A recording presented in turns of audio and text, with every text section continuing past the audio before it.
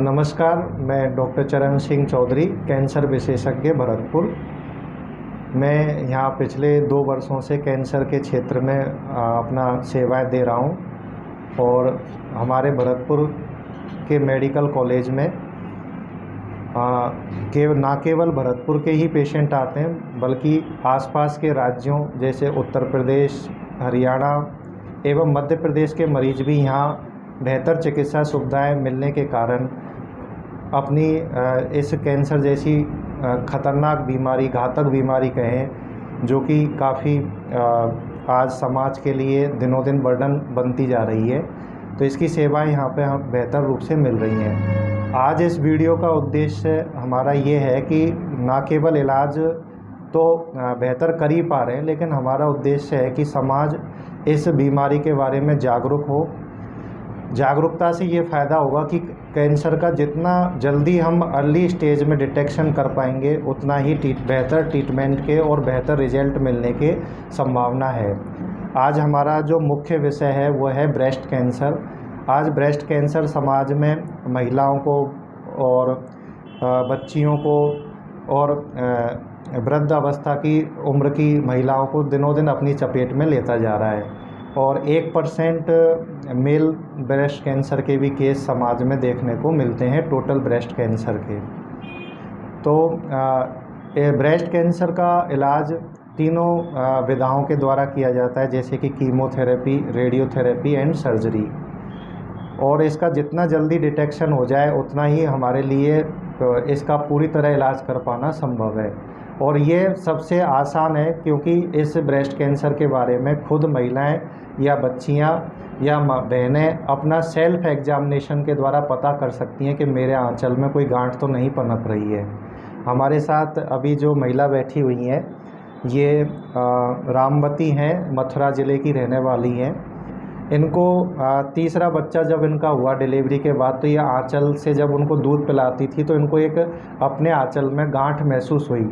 तो इन्हें लगा कि सादा गांठ होगी। इन्होंने कई डॉक्टरों को दिखाया तो सबको यही लगा कि बच्चे के काटने की वजह से या दूध पिलाने की वजह से गांठ बन गई है। लेकिन धीरे धीरे जब ये मेरे संपर्क में आए तब इनका बच्चा 6 महीने का हो चुका था और गांठ 4 महीने पुरानी हो चुकी थी। तो हमें भी एक बार तो देखने पे लगा कि ये नॉर्मल गांठ हो सकती है, लेकिन जब टेस्ट किए गए, बायोप्सी की गई, एफएनए से की गई, काफ़ी मशक्क़त की, तो उसमें पता लगा कि ये नॉर्मल गांठ नहीं है और कैंसर की गांठ है। फिर हमने इनके सारे टेस्ट कराए तो अभी पूरी बॉडी में कहीं नहीं फैला हुआ था, केवल शुरुआती स्टेज में था। तो इनकी ब्रेस्ट की सर्जरी की गई, इनको यहाँ कीमोथेरेपी दी गई और रेडियोथेरेपी का उपचार एसएमएस जयपुर से दिया गया। आज ये महिला पूरी तरह स्वस्थ हैं और अपने बारे में बता पाएंगी। बताइए। हाँ, मेरे आंचल में गांठ हो गई थी। मेरा तीसरा बच्चा हुआ था तो छोटी सी थी वो, जैसे मटर के दाने के बराबर। आपकी उम्र क्या है? मेरी उम्र 32 साल। बिल्कुल। और तो मैं समझ रही थी कि ये दूध की गांठ है, बच्चा दूध पीता है रेगुलर, कुछ दर्द नहीं होता था उसमें, कुछ सूजन फूजन कुछ नहीं थी। और फिर वो धीरे धीरे बड़ी होने लगी। फिर ये भरतपुर हम आए थे, डॉक्टर चरण सिंह भैया, ये डॉक्टर भैया हैं, तो इन्होंने फिर जांचें करी थी, उनमें उसमें कैंसर आया था।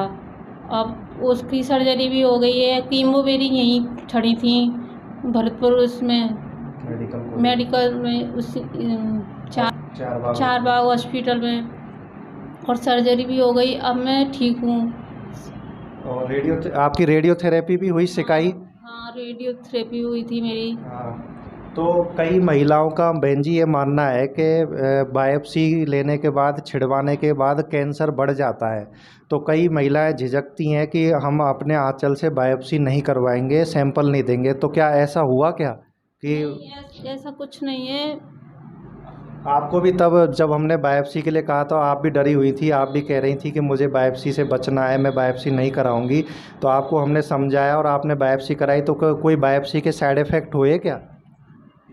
नहीं नहीं नहीं। तो ये गलत बात है ना कि बायोप्सी कराने से कैंसर फैलता है, ये समाज की गलत सोच है।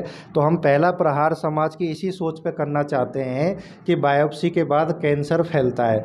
तो समाज में अधिकतर महिलाएं, पुरुष या जिनको भी कहीं गांठ होती है तो वो अपना बायोप्सी का सैंपल देने से झिझकते हैं, डरते हैं। वो ये कहते हैं कि समाज में ये अवधारणा है कि समाज के लोग कहते हैं कि अगर इसको छिड़वा दिया तो ये एकदम तेज़ गति से बढ़ेगा। तो पहला मिथक तो हमें यही तोड़ना है कि बायोप्सी के बाद कैंसर फैलता नहीं है। आगे हम आते हैं, जब आपकी कीमोथेरेपी हुई तो उससे बाल झड़े थे, थोड़ी बहुत प्रॉब्लम आई, लेकिन आज आपका ट्रीटमेंट पूरा हो गया, तो क्या आपके बाल वापस आए कि नहीं आए? हाँ, मेरे बाल वापस आ गए और कुछ गांठ भी नहीं है। हाँ। कोई भी एक भी गांठ नहीं हुई और ठीक वैसे है। भी मुझे कुछ परेशानी नहीं है। नहीं, तो कीमोथेरेपी के बाद 3-4 दिन थोड़ी प्रॉब्लम होती थी, फिर उसके बाद कोई विशेष समस्या नहीं हुई। नहीं। तो हम मान सकते हैं कि कीमो का इलाज घातक नहीं होता है। क्या आप यही कहना चाहेंगी? जी सर। हाँ, तो आपके अनुसार कीमो का इलाज कोई बहुत घातक इलाज नहीं है, नहीं। आराम से लिया जा सकता है। लिया जा सकता है, बस 3-4 दिन हाथ पैरों में दर्द सूनापन रहता है। हाँ, तो आप भी पहले कीमोथेरेपी से बहुत डरती थी? हाँ, मैं डरती थी हाँ, और मुझे डर लगता था। मैं जाती थी तो मुझे जो लगता था मैं पता नहीं क्या बचूंगी होगा। या नहीं बचूंगी। हाँ, तो लेकिन मैं अब सही हूँ। ठीक है। फिर आगे आपको फिर हमने कहा कि आपके आंचल की सर्जरी होगी, कि कीमोथेरेपी के बाद हम ट्यूमर को छोटा कर पाए।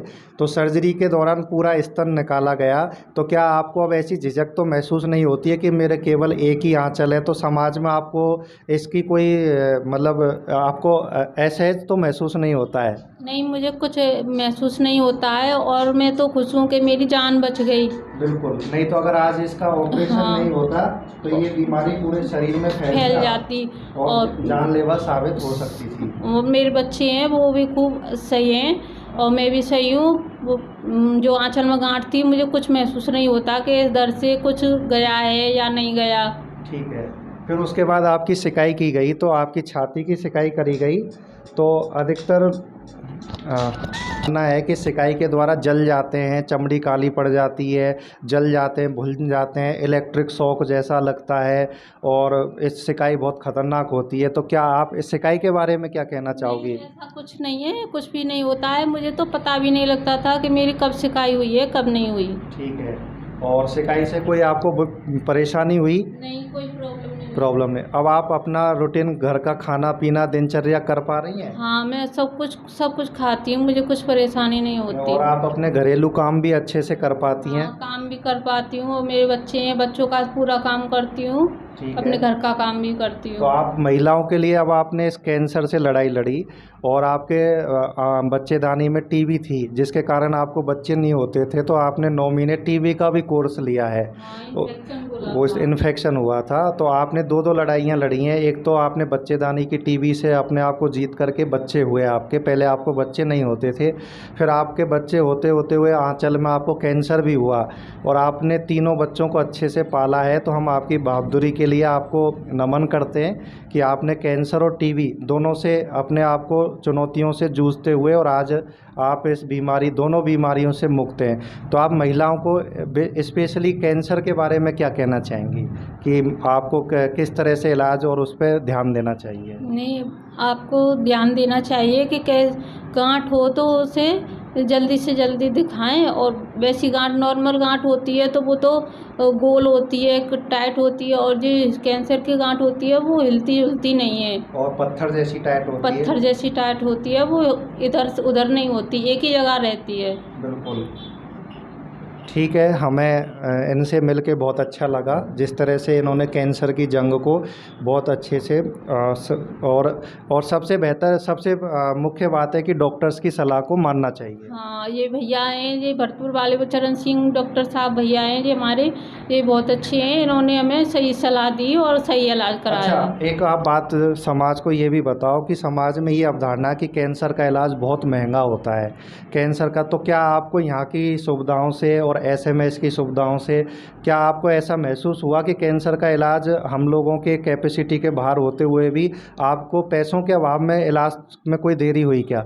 नहीं, ऐसा कुछ नहीं है। हाँ, तो आप समाज को क्या कहना चाहेंगे कि भाई आज बेहतर सुविधाएं समाज में हमारे चिकित्सा क्षेत्र में मिल रही हैं, तो इस बीमारी से लड़ा जा सकता है? हाँ, हमारे उसमें कैंसर की कोई ज़्यादा वो नहीं है, कि ज़्यादा महंगी दवाएं हैं या कोई उपचार महंगा है, बहुत अच्छी सुविधाएं हैं।